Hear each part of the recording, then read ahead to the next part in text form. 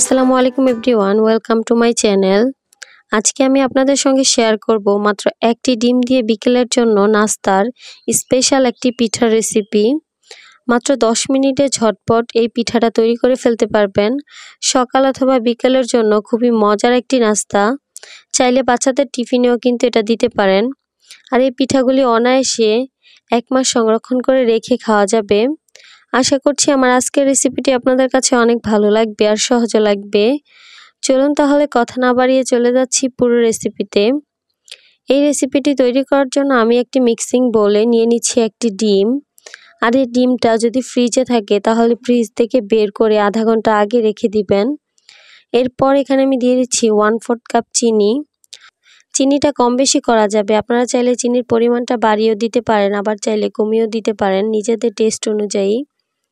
এখন একটা hand weeks দিয়ে আমি খুব ভালোভাবে চিনির সঙ্গে ডিমটাকে ফেটিয়ে নিচ্ছি।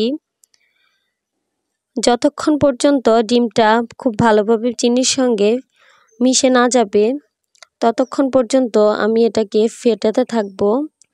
একটু সময় নিয়ে ভালোভাবে ফেটিয়ে নিতে হবে যাতে চিনিটা একদমই গলে যায় আর ফেনা ফেনা সৃষ্টি হয়। আমার এখানে চিনিটা গলে গেছে। এখন আমি এখানে দিয়ে দিচ্ছি 1 কাপ ময়দা, 3 টেবিল চামচের মতো দিয়ে দিচ্ছি গুঁড়া দুধ, 1/4 চা চামচ দিয়ে দিচ্ছি বেকিং সোডা, আর দিয়ে দিচ্ছি 1/2 চা চামচ বেকিং পাউডার, 1/4 চা চামচ দিয়ে দিচ্ছি লবণ। এখন আমি এই সবগুলো উপকরণ একসঙ্গে খুব ভালোভাবে মিশিয়ে নিচ্ছি। খুব ভালোভাবে মিশিয়ে নিতে হবে ডিমের মিশ্রণটার সাথে। আমি এখানে খুব ভালোভাবে মিশিয়ে নিয়েছি।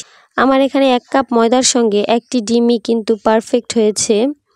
আপনাদের আরও কম বা বেশিও হতে পারে। এখানে আর কোনো কিছু অ্যাড করতে হয়নি। এখন আমি এই ডোটাকে একটা বোর্ডের উপর নিয়ে রুটি বেলে নিচ্ছি। কিছুটা ময়দা ছিটিয়ে উপরে আমি রুটিটা বেলে নিচ্ছি। আর এখানে কিন্তু আমি রুটিটাকে একটু ভারী করে তৈরি করব। আমি এখানে রুটিটা পাতলা করব না, তবে আপনারা চাইলে কিন্তু পাতলা করেও বেলে নিতে পারেন। তবে আমার কাছে মনে হয় এই পিঠাগুলি একটু ভারী করে তৈরি করলে বেশি ভালো লাগে। দেখতে পাচ্ছেন আমার এই রুটিটা বেলা হয়ে গেছে। আর আমি আপনাদেরকে দেখিয়ে দিচ্ছি রুটিটার থিকনেসটা আমি ঠিক কীরকম রেখেছি। এই রুটিটা পাতলা না করে মোটা করে বানালেই কিন্তু পিঠাটা বেশি ভালো হয় আর মজা লাগে। আমার এখানে রুটিটা বেলা হয়ে গেছে। আমি এই রুটিটাকে সাইড থেকে কেটে স্কোয়ার শেপ করে নিচ্ছি। আমি এভাবে করে কেটে নিচ্ছি, দেখতে পাচ্ছেন একদমই সহজভাবে দেখানোর চেষ্টা করেছি।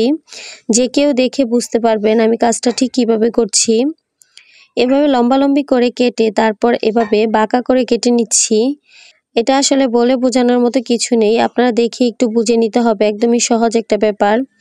আমি এভাবে করে ছোট ছোট করে ডিজাইন করে নিচ্ছি।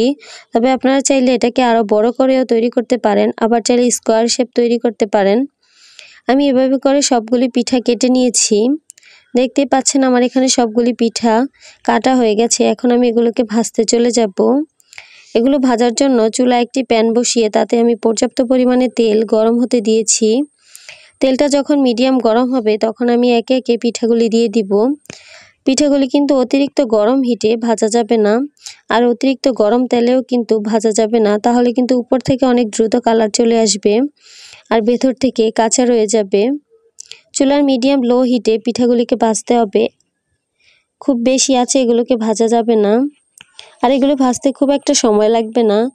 চুলার আঁচটা একদমই কমিয়ে রাখতে হবে যাতে করে এগুলো আস্তে আস্তে সময় নিয়ে ভাজা হয়, আর এগুলো এমনিতেও সময় লাগবে না ভাজতে। আর চুলার আঁচটা যদি কমিয়ে রাখেন তাহলে কিন্তু পিঠাগুলি ফুলতে সুবিধা হবে, অনেক দ্রুতই ফুলে যাবে আর দেখতে অনেক বেশি সুন্দর লাগবে, খেতে অনেক বেশি মজা লাগবে। আর দেখতে পারবেন কিছু ফুলে পিঠাগুলি ফেটে যাচ্ছে, আর পিঠাগুলি ফেটে গেলেই কিন্তু এগুলো খেতে বেশি মজা লাগবে। একটা পাশ হয়ে গেলে অপর পাশ উল্টে দিতে হবে। এভাবে উল্টে পাল্টে গোল্ডেন ব্রাউন কালার করে পিঠাগুলিকে ভেজে নিব। দেখতে পাচ্ছেন আমার এখানে খুব সুন্দর একটা গোল্ডেন ব্রাউন কালার চলে এসেছে। এখন আমি উল্টে পাল্টে এগুলোকে তেল ঝরিয়ে একটা ছাঁকনিতে করে পিঠাগুলিকে উঠিয়ে নিচ্ছি। আর এখন আমি আপনাদেরকে পরিবেশন করে দেখিয়ে দিচ্ছি। দেখেই তো নিলেন একদমই কম সময় আর কম উপকরণে মাত্র 10 মিনিটে তৈরি হয়ে গেল মজাদার এই পিঠা। আসছে ঈদে অবশ্যই বাসায় ট্রাই করতে পারেন, বা সকাল বা সন্ধ্যার নাস্তা এটা কিন্তু ঝটপটভাবে তৈরি করা যায়। আর পিঠাগুলি এত বেশি মজার, আপনার পরিবারের ছোট থেকে বড় সবাই অনেক বেশি পছন্দ করবে। অবশ্যই বাসায় ট্রাই করবেন একবার হলেও, আর কমেন্ট করে জানাবেন আমাকে রেসিপিটি কেমন লেগেছে। আশা করছি আমার আজকের রেসিপিটি আপনাদের কাছে অনেক ভালো লাগবে আর সহজও লাগবে। আজকে আমি আপনাদের সঙ্গে শেয়ার করব খুবই মজাদার ইউনিক একটি নাস্তার রেসিপি। পিঠাপুলির আয়োজনে এটি একটি অন্যতম পিঠা। 2 থেকে 3টি উপকরণ দিয়ে আপনারা খুব সহজেই পিঠাগুলো তৈরি করতে পারবেন। বিয়েবাড়ির ডালা সাজানো থেকে শুরু করে আপনারা যে কোনো অকেশনে এই পিঠাগুলি তৈরি করতে পারবেন। আশা করছি আমার আজকের রেসিপিটি আপনাদের কাছে অনেক ভালো লাগবে আর সহজও লাগবে। চলুন তাহলে কথা না বাড়িয়ে চলে যাচ্ছি পুরো রেসিপিতে। প্রথমে আমি একটি মিক্সিং বোলে নিয়ে নিচ্ছি একটি রুম টেম্পারেচারে থাকা ডিম। এবার এখানে আমি দিয়ে দিচ্ছি 2 টেবিল চামচ গুঁড়া দুধ, দিয়ে দিচ্ছি 2 টেবিল চামচ চিনি, 1/4 চা চামচ দিয়ে দিচ্ছি লবণ, আর 1/4 চা চামচ দিয়ে দিচ্ছি এলাচের গুঁড়ো। তবে এলাচের গুঁড়াটা আপনারা চাইলে বাদও দিতে পারেন, এটা একদমই অপশনাল। এখন আমি এই সব কিছুকে একটা হ্যান্ড হুইক্স দিয়ে খুব ভালোভাবে মিশিয়ে নিচ্ছি যতক্ষণ না পর্যন্ত চিনিটা গলে গিয়ে মিশে যাচ্ছে। যখন চিনিটা খুব ভালোভাবে গলে যাবে তখন আমি এখানে দিয়ে দিচ্ছি 2 টেবিল চামচ রান্না করা রেগুলার তেল। এবার আমি আবারও এই তেলটার সঙ্গে সব কিছুকে খুব ভালোভাবে মিশিয়ে নিচ্ছি। তেলটা ভালোভাবে মিশিয়ে নেওয়ার পর এবার এখানে আমি দিয়ে দিচ্ছি 1 কাপ ময়দা। এবার আমি ময়দাটার সঙ্গে খুব ভালোভাবে সব কিছুকে আবারও মিশিয়ে একটা ডো তৈরি করে নিব। আমি এখানে একটা ডিম দিয়ে আর 1 কাপ ময়দা দিয়ে পিঠাগুলি তৈরি করছি। তবে আপনারা চাইলে এখানে আরও বেশি করে পিঠা বানিয়ে নিতে পারেন, সেক্ষেত্রে সব কিছুর পরিমাণটা ডাবল হবে। এবার দেখুন আমার এখানে খুব সুন্দর একটা ডো তৈরি করা হয়ে গেছে। আমার এই ডোটা কিন্তু একদমই নরম হয়ে যায়নি, আবার একদমই শক্ত হয়ে যায়নি, একদমই পারফেক্টভাবে তৈরি হয়েছে। আমি ভালো করে মুথে এখানে আমি একটা বড় সাইজের রুটি বেলে নিব। এখানে আমি একটা বড় সাইজের পাতলা রুটি বানিয়ে নিব। দেখতেই পাচ্ছেন আমার এখানে খুব সুন্দর একটা রুটি বানানো হয়ে গেছে। এখন আমি এখানে একটা কুকি কাটার দিয়ে কেটে নিচ্ছি। আপনারা চাইলে কিন্তু কোনো বয়ামের মুখ দিয়েও কিন্তু কেটে নিতে পারেন। যদি হাতের কাছে কুকি কাটার না থাকে তাহলে আপনারা কিন্তু চাইলে কোনো স্টিলের গ্লাস দিয়েও কেটে নিতে পারেন। আপনি ফ্লাওয়ারগুলো যেরকম বড় রাখতে চান ঠিক সেরকমই কুকি কাটার দিয়ে কেটে নেবেন। আমার এখানে সবগুলো কাটা হয়ে গেছে। এখন আমি এক্সট্রা অংশগুলোকে উঠিয়ে এগুলোকে একটু আলাদা করে নিচ্ছি। আমি আবারও রুটি বেলে এগুলোকে পিঠা তৈরি করে নিব। একটা পিঠা বানানোর জন্য আমার এখানে এরকম 3টা রুটি লাগবে। এরকম একটা রুটিতে প্রথমে মাঝ বরাবর একটু চাপ দিয়ে একটু পানি লাগিয়ে নিতে হবে। তারপর এরকমভাবে সবগুলো রুটি চেপে একটার পর একটা বসিয়ে দিচ্ছি আর পানি লাগিয়ে নিচ্ছি। এভাবে 3টা রুটি আমি এভাবে বসিয়ে নিব। আর একটা ছোট সাইজের রুটি নিয়ে আমি এখানে মাঝ বরাবর কেটে গোল করে ঘুরিয়ে এখানে মাঝখানটায় বসিয়ে দিচ্ছি। আর এই রুটিটাই কিন্তু মাঝখানে কলির কাজটা করবে আর তাতে দেখতে অনেক বেশি সুন্দর লাগবে। এবার এটাকে আমি মাঝখানে বসিয়ে 3 দিক দিয়ে কেটে নিচ্ছি। এরপর কেটে নেওয়া হয়ে গেলে 3টা সাইড থেকে আমি এটাকে ঘুরিয়ে ঘুরিয়ে এভাবে উঠিয়ে দিচ্ছি। একদমই সহজ একটা ব্যাপার, আপনারা দেখে নিশ্চয়ই বুঝতে পারছেন। একদমই সহজভাবে দেখানোর চেষ্টা করেছি। এভাবে করলে কিন্তু দেখতে অনেক বেশি সুন্দর লাগবে আর ফ্লাওয়ারটা তৈরি হয়ে যাবে খুব সহজেই। এভাবে করে আমি 3টা রুটি উঠিয়ে এরকমভাবে একটা ফ্লাওয়ার তৈরি করে নিয়েছি।